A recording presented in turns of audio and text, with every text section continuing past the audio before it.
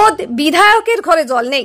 দুর্গাপুর ইস্পাত কারখানা কর্তৃপক্ষের বিরুদ্ধে ক্ষোভ উগরে দিলেন বিজেপি বিধায়ক।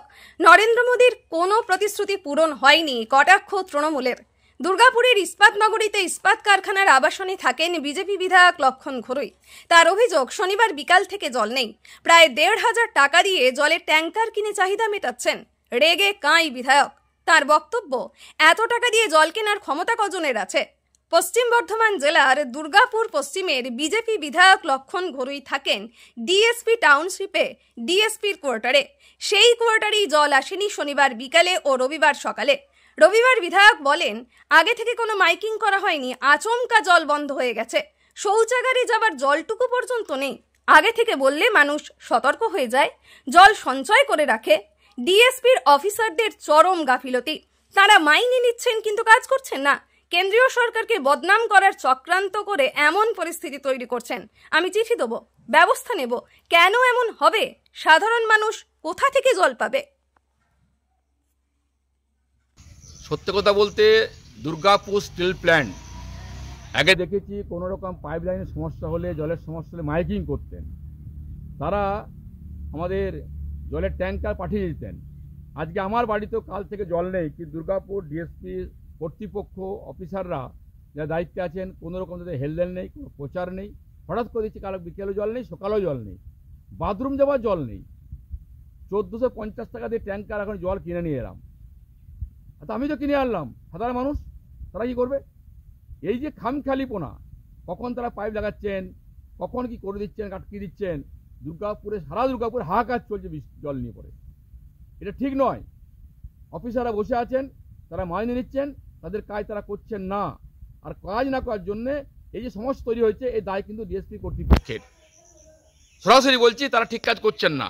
উচিত ছিল যদি কাল জল নেই, আজ জল নেই, কেন মাইকিং করলেন না? কেন বলে জল ট্যাঙ্কে ভরে রাখুন, যদি জল বন্ধ রাখা হবে, পাইপ লাইন খারাপ আছে, সমস্যা আছে। এই যে উদাসীনতা, এই যে অবহেলা, মানুষ কিন্তু ভালো চোখে দেখছে না। তাই দুর্গাপুরে পুরো হাহাকার চলছে জল নিয়ে পড়ে। বৃষ্টি এদিকে হচ্ছে, জল নেই। মানুষ রান্না করবে কি, খাবে কি, বাথরুম যাবে কী করে, স্নান করবে কী হবে? এটা চরমতম অবহেলা। এর বিরুদ্ধে আমি সিওকে ফোন করেছিলাম, ফোন তুলেননি।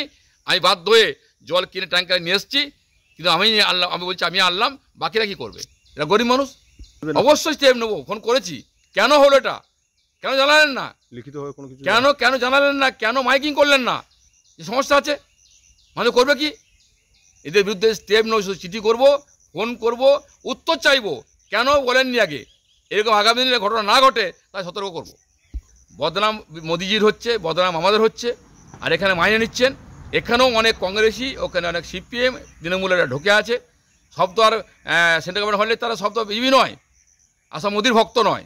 এর ইচ্ছাকৃতভাবে মোদিজিকে বদনাম করার জন্য, দুর্গাপুরে বদনাম করার জন্য মাইনে নেওয়ার পরেও সঠিক কাজ করছেন না।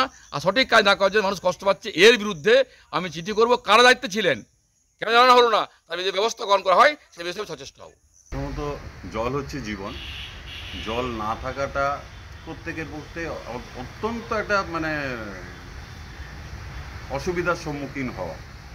ম্যানেজমেন্টের উচিত ছিল মাইকিং করা, এটা যেমন ঠিক। প্লাস পাশাপাশি ম্যানেজমেন্ট আগেও করতো, যেখানে যেখানে জল ট্যাঙ্ক নেই সেখানে সেখানে পাঠিয়ে দিত, ট্যাঙ্কার পাঠিয়ে দিত। তো পাইপলাইন ভেঙে গেছে, একটা আনসার্টেন কেস। যাই হোক, ম্যানেজমেন্টের একটা প্রিকশন রাখা উচিত।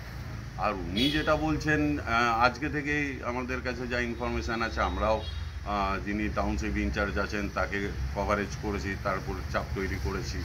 আজকে বিকেলের মধ্যে অলরেডি ট্যাঙ্কে জল ছাড়া শুরু করে দিয়েছে। আজকে বিকেলের মধ্যেই সব ট্যাঙ্কে জল পৌঁছে যাবে আশা করছি আমরা।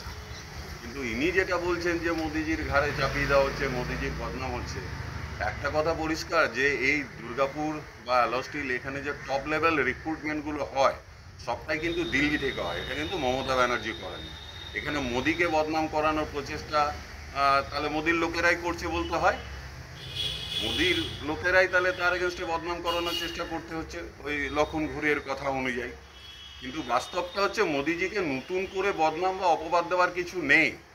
দীর্ঘদিন ক্ষমতায় থাকার পরও যে সমস্ত প্রতিশ্রুতি উনি দিয়েছিলেন, সেই প্রতিশ্রুতির একটাও তিনি রক্ষা করতে পারেননি।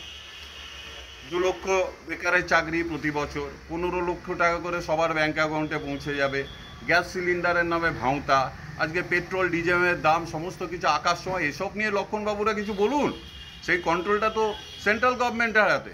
আজকে সাধারণ মানুষ একটা গ্যাস কিনতে গেলে তার দিন আনি দিন খায় মানুষের কোন অবস্থায় গিয়ে পৌঁছাচ্ছে সেটা বিচার করতে হবে। সাধারণ মানুষের কথা ভাবতে হলে মোদিজিকে যে সমস্ত প্রতিশ্রুতি উনি দিয়েছিলেন দেশের স্বার্থে, সমস্ত রাজ্যের স্বার্থে, সেই প্রতিশ্রুতিগুলো আগে রক্ষা করুন, তবে তার এই মিথ্যাবাদী বা অপবাদগুলো ঘুচবে বলেই আমি মনে করছি।